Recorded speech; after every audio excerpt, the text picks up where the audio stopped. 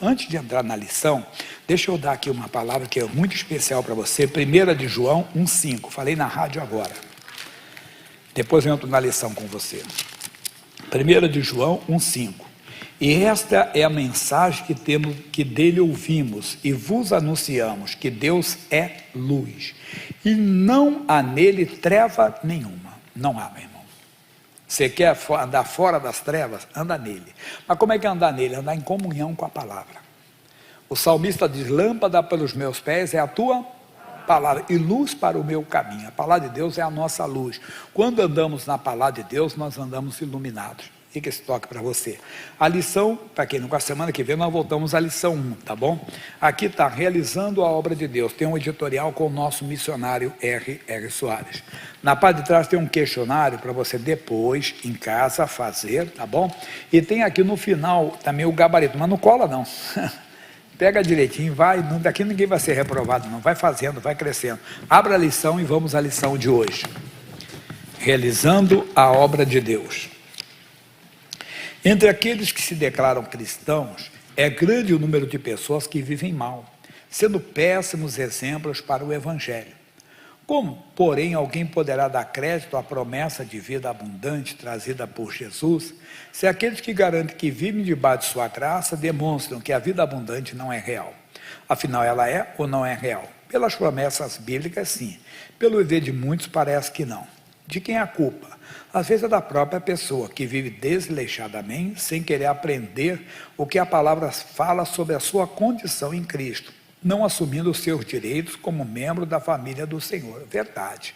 A Bíblia diz, buscar-me-eis e me achareis. Quando? Buscar de todo o vosso coração. Mas o que é buscar Deus? É buscar na palavra as declarações, as promessas de Deus. Primeiro nós aprendemos na lição, logo no início, a diferença entre promessa e declaração de um fato, lembra? Promessa, a volta de Jesus, é uma promessa. Declaração de um fato, cura divina, por exemplo. Se você diz, Jesus me cura, se Jesus aparecesse fisicamente e você perguntasse, Jesus me cura, ele falaria, pelas minhas feridas você foi sarado. Mas Senhor, por que eu estou doente então? Os sinais seguirão os que crerem. Crerem que na palavra, em meu nome expulsarão demônios. Quando falam demônio, nós pensamos lá no bicho de chifre, com garfo na mão.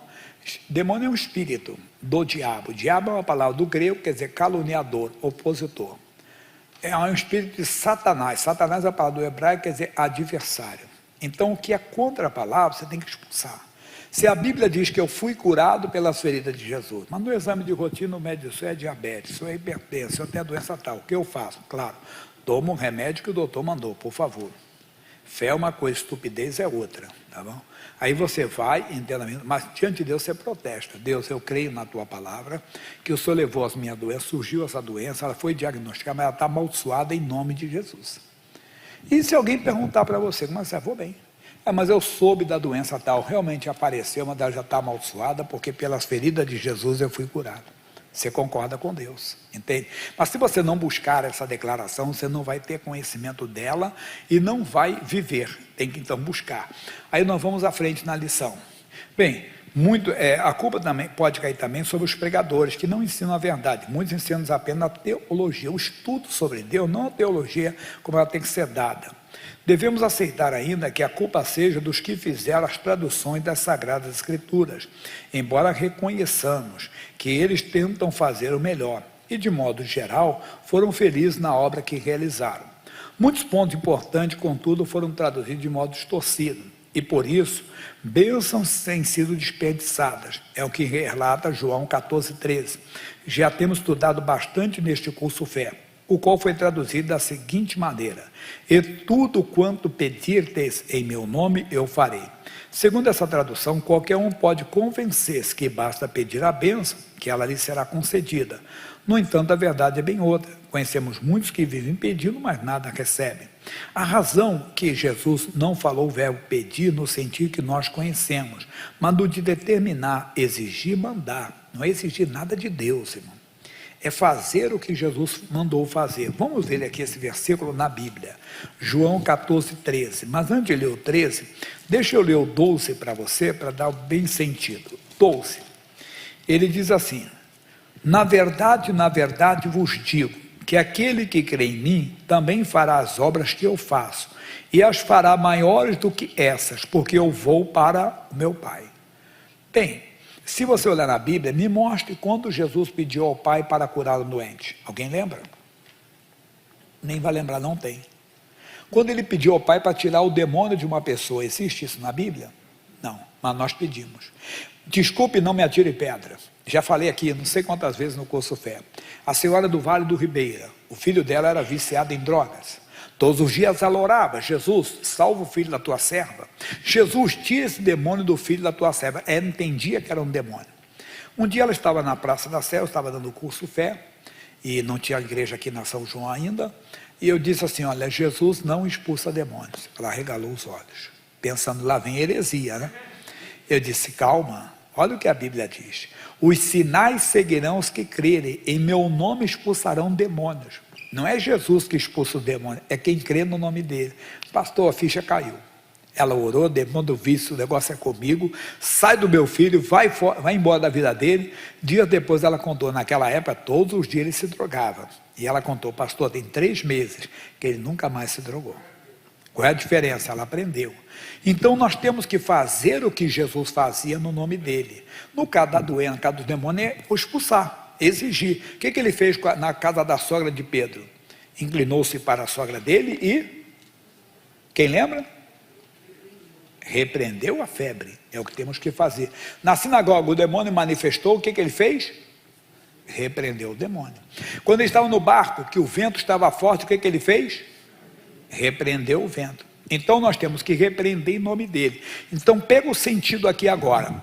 Na verdade vos digo, que aquele que crê em mim também fará as obras que eu faço, fará mal do que essas, porque eu vou para o meu Pai. E tudo quanto pedistes em meu nome, eu farei.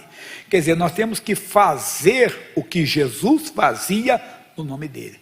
Quando é para expulsar demônio, não temos que pedir, temos que exigir. Demônio não é exigir de Deus não exigimos nada, ele é Senhor, nós somos servos. Então você exige que o mal saia, você exige que a doença saia, você exige que o vento pare, em nome de Jesus, que é a autoridade que ele nos deu. É esse entendimento que está faltando.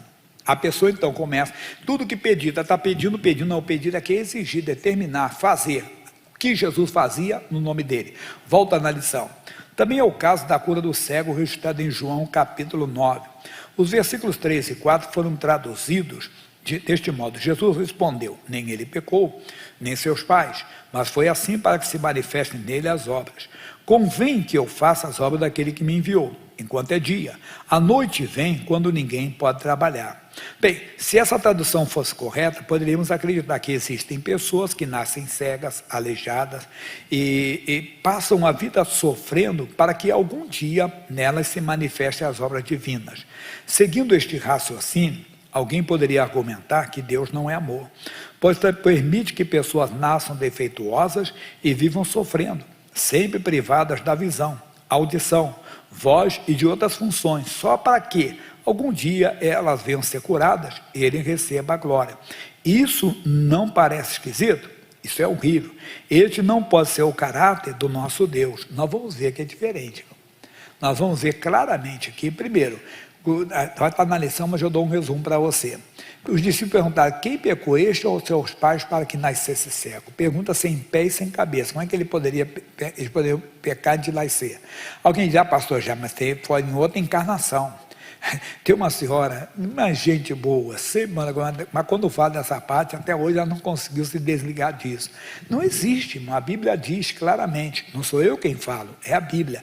Coloca ali Hebreus 9, 27, para eu ler com você. Hebreus 9, 27. E como aos homens está ordenado morrerem quantas vezes? Uma vez. Vindo depois disso, não tem esse negócio que eu estive em outra vida. Não, porque de vez em quando a pessoa faz uma regressão e ela lembra que ela esteve em outra vida. Isso não tem nada a ver com a Bíblia, isso é coisa da mente do homem, criação, quando não do próprio diabo. Pastor Gé, mas o João Batista foi a reencarnação de Elias. Elias não morreu, como é que ele pode reencarnar? Vamos usar a linguagem deles. Se o Elias não desencarnou, morreu, como é que ele pode reencarnar? Re é do latim de novo. Re quer dizer do latim, de novo. Então, por exemplo, alguém tem o nome Renato aqui, no nosso meio tem Renato ou Renata? Renato quer dizer nascido de novo. É assim, de novo. Então, o re aqui é de novo. Então, como é que ele pode nascer de novo, quer dizer, encarnar de novo, né? Reencarnar, se ele não desencarnou? Não existe isso. Então as pessoas sofrem, e os discípulos perguntaram. Jesus não questionou, que não se discute religião com as pessoas. A pessoa fala, eu nunca respondo a graça, não, só está enganada, não sei o quê. Não lembro se eu falei alguma vez, mas não estou lembrando. Entenda, dou o recado aqui, aí eu dou para todos, quem quiser abraçar, abrace. Um homem, por exemplo, eu lembro que encontrava com ele na rua, ele me via e falava assim, Amorim, Amorim, eu gosto tanto de você, Amorim, gosto tanto das suas mensagens, só não gosto quando você fala da reencarnação. Sabe o que eu posso dizer? Eu não vou discutir com ele. Ele disse assim, Jesus, ele diz, olha, Amorim, a Bíblia na casa do meu pai tem muitas moradas. Eu disse, amigo, Jesus quer falar. Jesus tem que falar o coração dele, não sou eu que tenho que forçar. Então, não existe, nós vamos ver isso agora na lição. Bem, quando Jesus esteve aqui no mundo, curou a todos. Ele nunca provou o sofrimento, tão pouco disse que Deus queria que alguém sofresse. Na passagem da cura do céu, ele não falou que o homem cego nascera daquele modo para que o seu Deus, algum dia, recebesse glória pela sua cura. Como sabemos, o Novo Testamento foi escrito na língua grega, idioma esse que possuía os sinais de pontuação, não possuía sinais de pontuação, como hoje nós conhecemos, como nós temos. Também João escreveu seu evangelho, não os dividiu em capítulos e versículos, ele escreveu como uma carta. Atribui-se ao cardeal Hugo, falecido em 1263, ao Stephen Ligandon, falecido em 1228, a divisão da Bíblia em capítulos. Já a seção em versículos foi obra de Robert Stevens, em 1551. A tradução desse trecho teria sido melhor se tivesse sido feita do seguinte modo. Respondeu Jesus, nem ele pecou, nem seus pais, mas para que a obra divina seja realizada, é necessário que façamos a obra daquele que me enviou, enquanto é dia, a noite vem, quando ninguém pode trabalhar. Ou seja, se Jesus não fizesse a obra de Deus, a obra do diabo continuaria. Eu posso ser muito de Deus, você pode ser muito de Deus. Pareceu uma dor no seu corpo. A dor é sinal de que alguma coisa não está bem. E você não repreende. Ela pode crescer, isso é um caso sério. Você não vai ao médico para ver o que é. O médico pode pedir, conforme o seu relato, ele estudou para aquilo, ele vai pedir exame de imagem ou de laboratório para ver qual é a causa daquela dor. Bem, ele é médico, sabe pedir qual é o exame certo. Nosso caso é fé. Então, nós vamos orar. Se não ora, não funciona. Se não vai ao médico, não funciona. Aquilo pode ser um caso grave e derrotar você. A ciência diz que a maioria dos casos de câncer, se eles tivessem descoberto precocemente, a maioria teria cura, irmão. Mas a maioria, quando vai, né? Tem gente que tem medo de ir ao médico, como se o médico falar, não, eu vou ao médico, o médico vai falar uma opção de coisa, ele não vai falar mentira, se ele vê, tem que falar. Ué. E é bom para você se tratar, não é verdade? E até para orar, você ora de maneira em cima daquele mal que foi diagnosticado. Eu lembro de uma pastora uma vez que ela disse que ela ia ao médico, e quando o médico falava, ela orava, quer dizer, fazia o tratamento que o médico mandava, mas orava em cima daquilo que o médico tinha falado. E até se tem alguma coisa oculta, que às vezes o médico também pode errar, e você ora também. Então, não entre nessa, nós temos que fazer a obra de Deus, senão ela não será feita. Bem, repare que nos melhores manuscritos consta o verbo fazer no plural, pois o Senhor Jesus nos incluiu na responsabilidade de fazer a obra. A noite que o Senhor Jesus se refere seria o período de sua morte, 3 dias. Há uma tradução da Bíblia, feita mediante a versão francesa dos monges beneditinos de Marie-de-Sous, Bélgica, que se aproxima deste nosso entendimento. Quantos milhões de criaturas têm sofrido desnecessariamente durante anos? Pois pensavam que os seus sofrimentos lhe foram dados para que um dia as obras de Deus nelas se manifestassem e Deus recebesse a glória. Os discípulos perguntaram ao mestre, quem pecou, este ou seus pais, para que nascesse cego? Versículo 2. Esta era sem sentido. Como aquele homem poderia ter pecado antes de nascer? O Senhor Jesus respondeu, nem ele pecou, nem seus pais, não vou andar nesse mérito não. Porém, sobre a causa real do sofrimento, Jesus não falou coisa alguma. Talvez porque a Escritura já falara em outras partes, que a causa de todo mal é o pecado de Adão. Porém, aproveitando a ocasião, o Senhor deu uma grande revelação. Mas para que a obra de Deus nele se manifeste, é necessário que façamos as obras daquele que me enviou. Era Jesus o homem quem deveria de fazer a obra de Deus. Se ele não a fizesse, ela não seria feita. Durante anos, aquele cego e outros doentes sofreram, porque ninguém fazia a obra de Deus. O mesmo é verdade hoje. Milhões estão sofrendo porque a obra de Deus não está sendo feita. Alguém pode sofrer durante anos, mesmo sendo membro da melhor igreja. Se ele não fizer a obra de Deus em sua vida, não repreender o mal, não exigir a saída das doenças e o fim do sofrimento, nada será feito. O que eu comentei, eu posso ser muito de Deus, mas se eu não oro e não vou ao médico fazer o tratamento, repito sempre aqui, não é errado, é o médico. Principalmente se você orou e nada aconteceu, irmão. Sua fé não cresceu para aquilo, não é pecado, é o médico, não. Sempre digo, o médico é uma bênção. Quando o médico passa um remédio para você, ele passa para destruir a doença ou para aumentar a doença? Geralmente é para destruir. Pode, como eu falei, pode haver um equívoco, mas geralmente é para aquilo, é para destruir. Esse negócio do Covid agora é novidade mesmo. Quando começou a Covid, os sintomas, todo mundo falava, era sintoma de gripe, era tosse seca, não é? Era febre, não é? Era isso que dava, e não sei mais o que. Depois foram descobrindo várias coisas. Quantas agora estão tendo trombose, embolia, estão sendo levados a óbito. Que me bola que ele mexe na circulação, mexe no coração, mexe no sistema neurológico, mexe em tudo, quer dizer, da pessoa, mas no começo não era.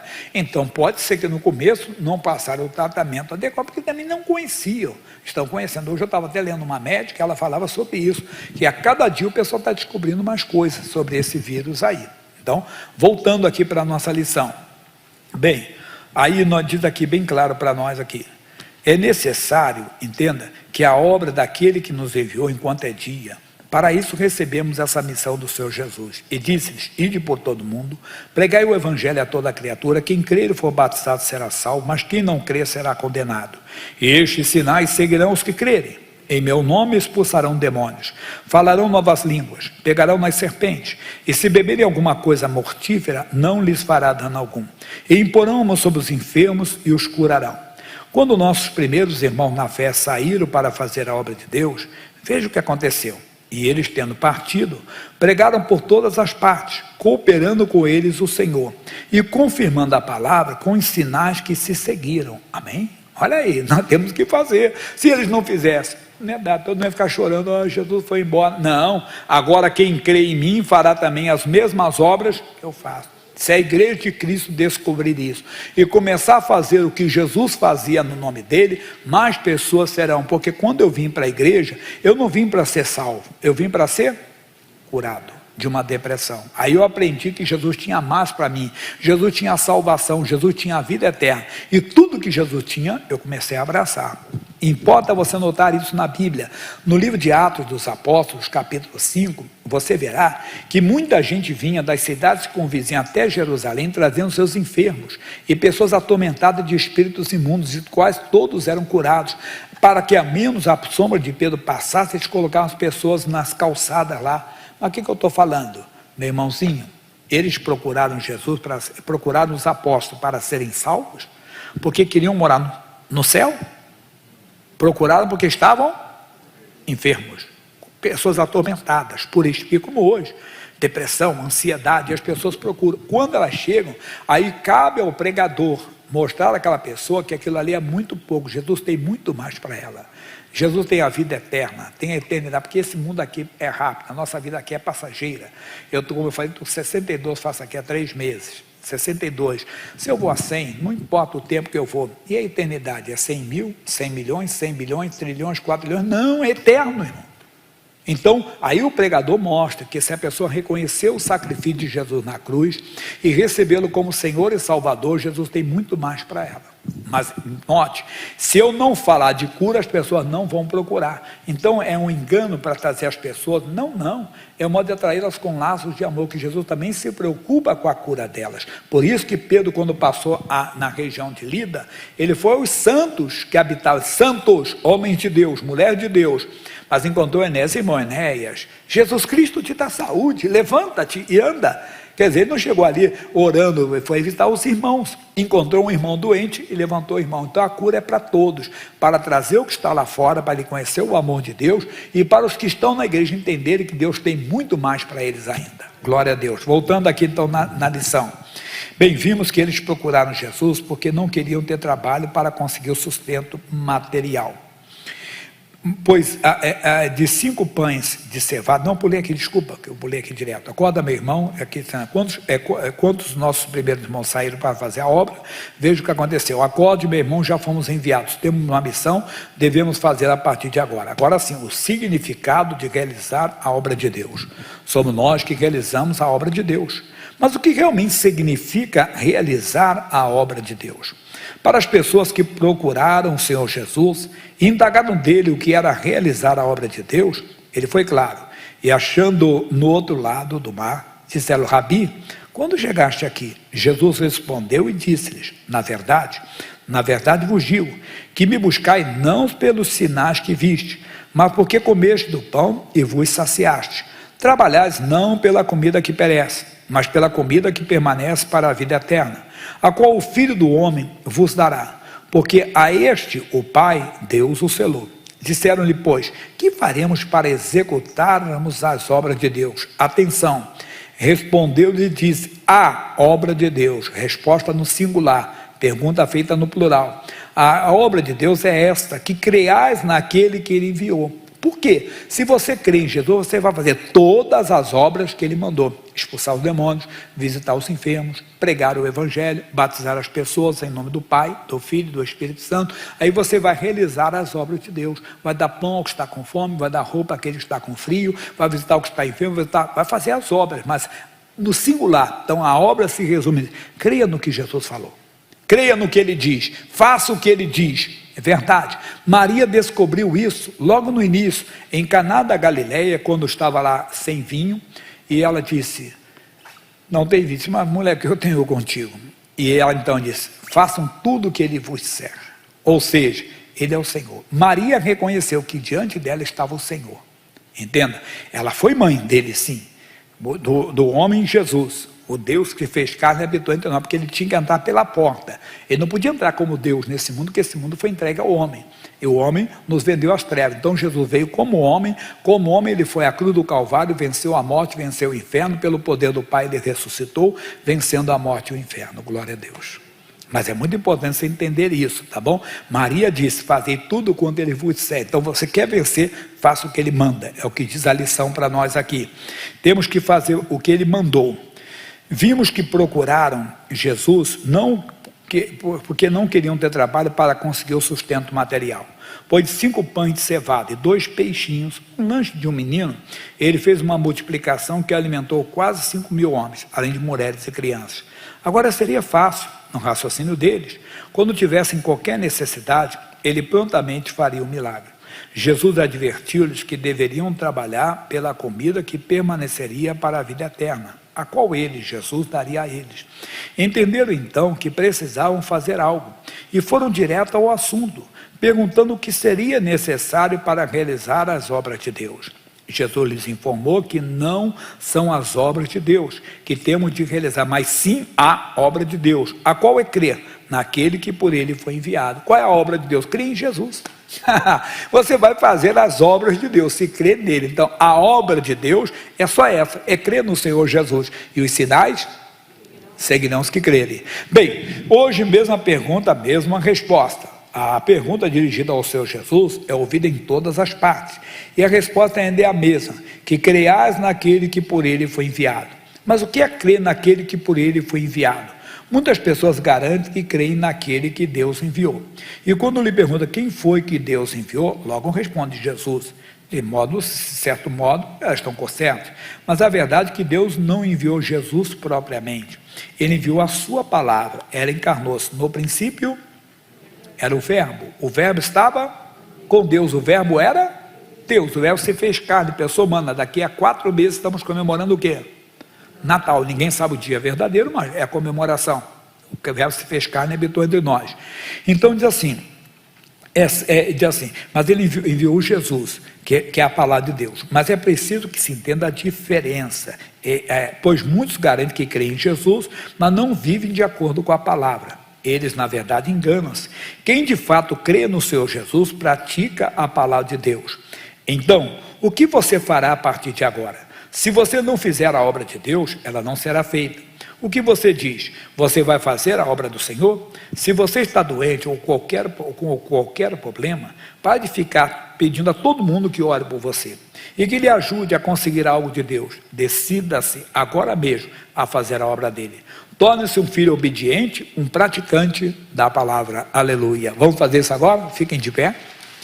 Em nome de Jesus. Primeiro, você já convidou Jesus para entrar na sua vida? Convide. Basta que no coração você creia que ele morreu pelos seus pecados, que no coração você crê que ele ressuscitou dentre os mortos. Você diga: me salva, Jesus. O Espírito Santo vem e faz de você um novo homem, uma nova criatura. Não, eu já fiz isso. Não, Jesus, perdoe onde eu tenho errado. Aí nós vamos orar no nome dele. No nome dele você chama o mal pelo nome, saia de mim. Pastor, eu tenho uma dor na panturrilha constantemente. Manda embora. Eu tenho uma dor na perna, eu tenho uma dor na cabeça, eu estou com isso, estou com aquilo, eu sou hipertenso, eu sou diabético. Numa atitude de fé fácil. Não, eu tenho depressão, eu tenho síndrome do pânico, eu tenho medo, acordo com medo. Você manda embora, fecha os olhos. Primeiro a salvação, Jesus. Aquele que ainda não é salvo, que tome a decisão hoje, aceitando o sacrifício na cruz, aceitando o que o Senhor fez por nós lá na cruz do Calvário. Ô meu irmão, você já tomou a decisão? Você já tem a vida eterna? Jesus já é o Senhor da sua vida? Então, se não é, toma a decisão. Se no coração você crê que Jesus morreu pelos seus pecados, se no coração você crê que ele ressuscitou dentre os mortos, diga para ele: me salva, Jesus. E ele está te salvando. Jesus, obrigado pela salvação desta pessoa, pela vida eterna, a vida dela. E quem já é de Jesus, Jesus, onde eu errei, onde eu tenho errado, de maneira consciente ou inconsciente, o Senhor me perdoa. E agora, Senhor Jesus, nós vamos fazer a tua obra. Diga ao mal para sair da sua vida. Você é hipertenso, diga: pressão alta, vai embora de mim. Você é diabético, diga: diabetes, vai embora de mim. Você tem asma, você tem bronquite, tem rinite. Quando o tempo fica úmido assim, você começa então a sofrer. Ou quando vem a mudança de tempo, esses dias vai esfriar, amanhã melhora, quinta-feira ainda está, na sexta, sábado, domingo diz que vai ser frio. Mas você não pode ficar contaminado. Ou ainda que você que está em casa, que ficou contaminado pelo Covid, está com falta de ar, está no isolamento, está com febre. Ou você está orando pelo seu marido agora que está entubado no hospital. Senhora, vale a sua oração. Diga: espírito da morte, saia do meu marido. Só pode falar isso em nome de Jesus. Eu estou orando por você agora. Ou eu estou unindo a minha fé com a sua fé. Você que sofre ataque de pânico, ataque de medo, que acorda nas madrugadas com o coração acelerado, eu uno a minha fé com a sua fé. Eu levanto a minha voz na autoridade, eu levanto a minha voz no poder que há no nome de Jesus Cristo. Eu digo: Satanás, solte a vida dessa pessoa.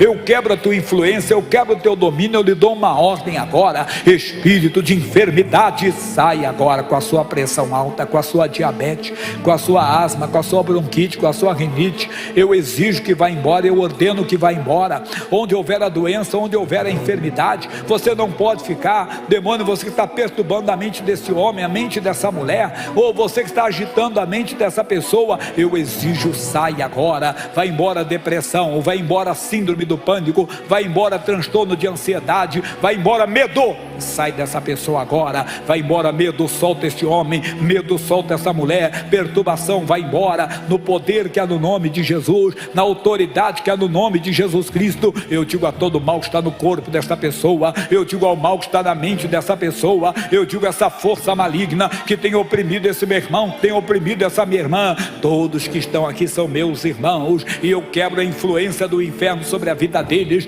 Eu digo: sai agora, demônio, com seus sintomas do Covid, vai saindo com a sua falta de ar, com a sua febre, vai saindo agora da pessoa que está no hospital, que está representada aqui, a pessoa que está numa UTI, a pessoa que foi desenganada pelos médicos. Vai embora, demônio da morte, saia. Toda opressão maligna, toda opressão diabólica, toda opressão satânica, nós exigimos, nós ordenamos: fora, saia.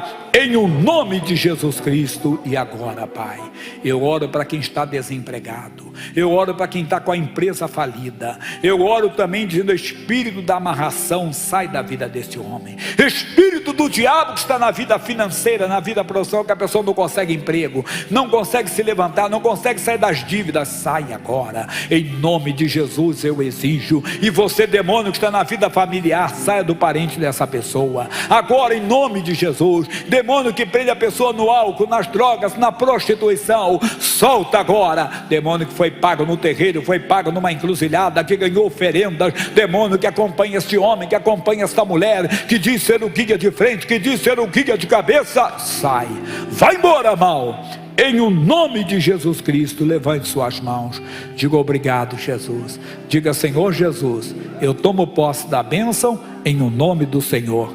Amém. Glória a Deus, pessoal. Oh, Jesus é bom. Podem sentar, por favor. Agora